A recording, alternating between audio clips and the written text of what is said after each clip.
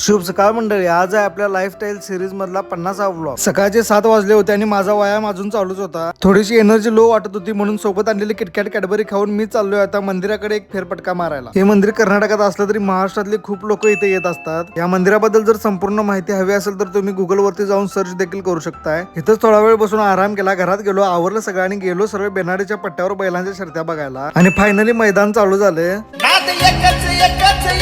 फक्त बैलगाडा शर्यत, नाद एकच फक्त बैलगाडा शर्यत। या गाडीच्या बरोबर माघारी आमचं दाजी होतं, तर कसं गाडी चालवलं काय माहिती।